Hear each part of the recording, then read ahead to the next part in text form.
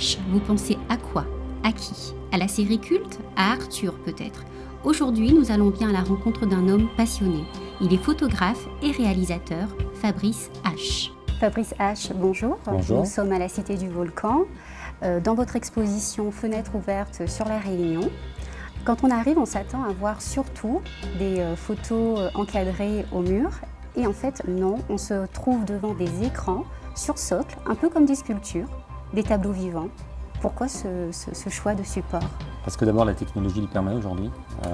Donc on est sur une salle effectivement très particulière et vous n'êtes pas la seule. Quand les gens rentrent ici, ils sont surpris. C'est une exposition vidéo 4K.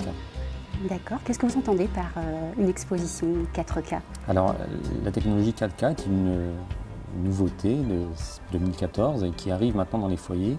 Il s'agit d'écrans qui ont 4 fois plus de points, donc de densité, qu'un écran Full HD traditionnel que vous pouvez avoir chez vous. C'est-à-dire que les images sont vraiment sublimées et la précision fait que les gens ont vraiment l'impression d'une ultra-réalité. Est-ce que vous êtes tout seul sur ce projet? Pas du tout. Alors, il y a toute une équipe de photographes, une équipe aussi de personnes qui mènent. En photographe, on a effectivement, alors vous allez montrer, je pense, la salle. Les écrans animés en time-lapse sont animés par Luc Perrault, qui est un photographe qui est plutôt paysage et astronomie. James Caratini, qui est l'autre photographe, qui lui est un vidéaste plutôt sous-marin. Donc il a travaillé sur 3 thématiques. Une thématique grand angle, ce qu'on appelle un écran d'ambiance, donc on voit l'environnement sous-marin. Un écran macro, où les plans sont très resserrés, donc des choses très petites, comme ce qu'on peut voir sur les spirographes ou autres. Et un écran vertical. Oui, et l'écran vertical était là, voilà. Et là pour montrer que c'est de la vidéo, mais on peut aussi casser le code vidéo et afficher les choses verticalement. Avez-vous une fenêtre coup de cœur? Alors il y en a beaucoup. Il y a beaucoup de moments que j'ai aimés dans ce travail. J'ai passé pas mal de temps au bout de ma nacelle. J'ai peut-être une préférence pour tout le temps que j'ai passé sur la plaine des Sables et sur le volcan. Il y a eu, vous savez, le matin vers très très tôt, au lever du soleil, il y a des couleurs qui sont vraiment fantastiques. Notamment, j'ai aimé cette image parce qu'on a découvert ce cœur qui n'est pas visible du sol et qui n'est pas visible non plus d'avion, puisqu'il faut un angle particulier pour le voir. Donc voilà, on a découvert un moment ce cœur et il y a plein de moments comme ça qu'on a aimé.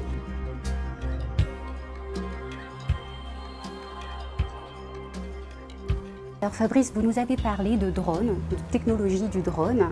Pour moi, cette technologie était réservée à survoler des bases américaines ou autre chose. Et là, en fait, on se retrouve à faire de la photographie. Est-ce qu'un jour, cette technologie ne pourrait pas subtiliser la place de l'appareil photo? Alors, déjà, vous avez d'excellents professionnels du drone à La Réunion et le drone est une technique de prise de vue, n'est pas de la prise de vue en soi. Le drone permet de porter à la fois des appareils photo et maintenant des caméras. Donc on a utilisé principalement dans des endroits inaccessibles comme à Takamaka. Donc on va avoir par exemple un plan où on ne pouvait pas descendre avec un camion nacelle effectivement dans les gorges de Takamaka et sur le barrage. C'est un travail de longue haleine. Nous avons ici le résultat de votre travail.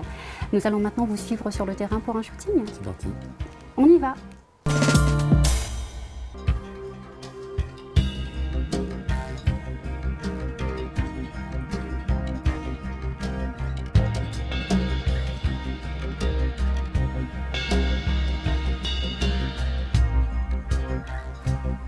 Fabrice, je viens d'escalader une clôture pour venir vous rejoindre ici. J'ai les pieds mouillés, il fait un peu frais, mais c'est agréable. Ça vaut le coup quand même, regarde. Mais ça vaut le coup, je suis d'accord.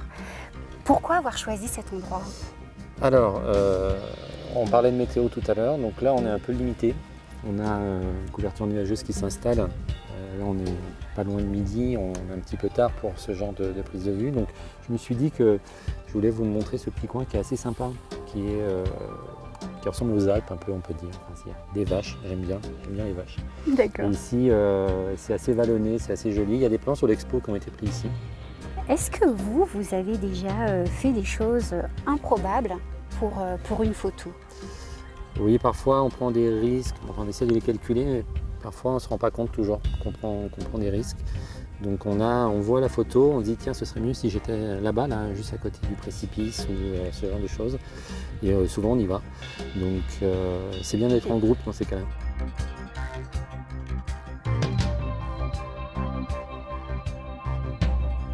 Fabrice, nous allons bientôt nous quitter. Quels sont vos projets à venir? D'autres expos, je l'espère rapidement, vers le mois de juin, je pense, du côté de Saint-Denis. M'occuper un petit peu de l'association, aider les bénévoles de l'association à monter ce centre de stockage. Et puis faire croître aussi notre communauté Facebook. Parce que vous avez une page Facebook. Alors qui marche très très bien. On a été pendant plusieurs semaines la page la plus active sur les 700 pages. Voilà, il y a un site qui mesure ça qui s'appelle Top Réunion qui permet de savoir où on en est. Et du coup, pendant plusieurs semaines, on a été première page de la Réunion en termes d'activité, donc on était ravis. Là, l'activité a un petit peu baissé, mais voilà, on espère qu'on va rentrer dans un temps mort avant la prochaine expo. Et puis voilà, on espère passer rapidement les 10 000 fans. Fabrice H, merci d'avoir répondu à nos questions. Merci à vous d'être venu, d'avoir marché un petit peu dans la boue avec moi. Bah oui, avec plaisir, je l'ai fait. Merci beaucoup. Si vous ne voulez pas rater le prochain numéro de Chapeau l'artiste, je vous donne rendez-vous tous les premiers jeudis du mois sur www.otv.re. D'ici là, vous aussi réalisez vos propres fenêtres et n'oubliez pas de vous abonner à notre page.